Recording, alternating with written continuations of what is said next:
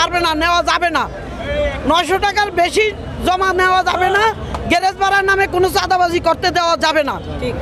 কোনো ড্রাইভার কোনো মালিকেরা ড্রাইভারের থেকে গ্যারেজ ভাড়া নিতে পারবেও না। আচ্ছা, আপনাদের কি কোনো সিএনজির কোনো কি আপনাদের কোনো সংগঠন নেই? আমাদের সংগঠন আছে। আমি 45-86 ধর্ম বিষয় সম্পাদক। আমার সভাপতি সেক্রেটারি এখনো পূর্বে চেয়ারম্যান মহোদয়ের সাথে কথা বলতেছে। হ্যান্ডেল মিটিং এখনো শেষ নেই।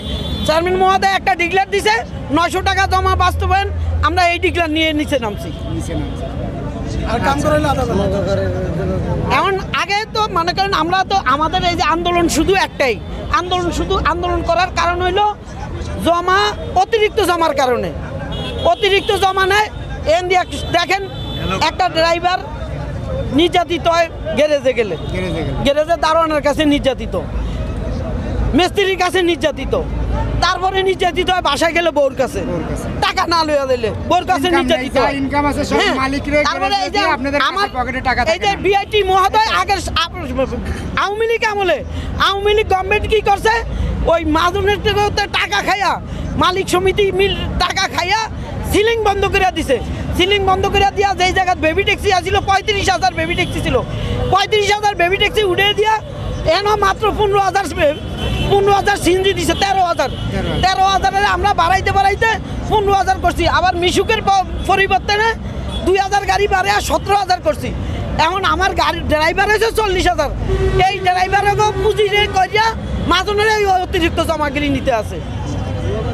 আপনাদের কমিটি, আপনাদের যে একটা সংগঠন আছে, সংগঠনের প্রতি তো আপনাদের কোনো ক্ষোভ নেই? না, আমাকে সংগঠনের প্রতি ক্ষোভ নাই। সংগঠনের নেতারা বারবার যাইতে আছে বিআইটির বিআইটির চেয়ারম্যানের কাছে কাগজ দিতে আছে।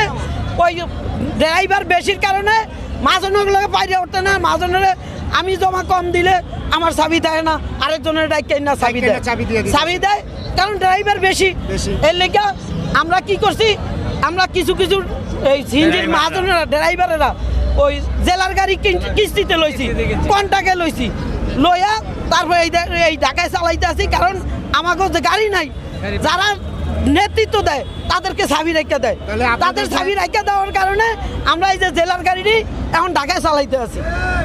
ঠিক আপনাদের যে দাবি আছে, এই দাবিটা যদি আদায় হয় বা বিআরটির চেয়ারম্যান যদি মাইনে নেয়, মালিক সমিতি মাইনে নেয়, তাহলে কি আপনার রাস্তায় গাড়ি সুন্দরভাবে চালাতে পারবেন? আমাদের যতদিন পর্যন্ত সিলিং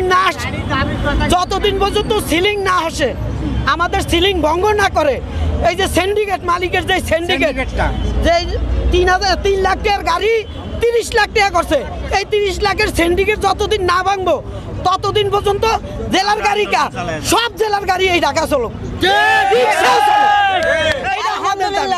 আপনারা কি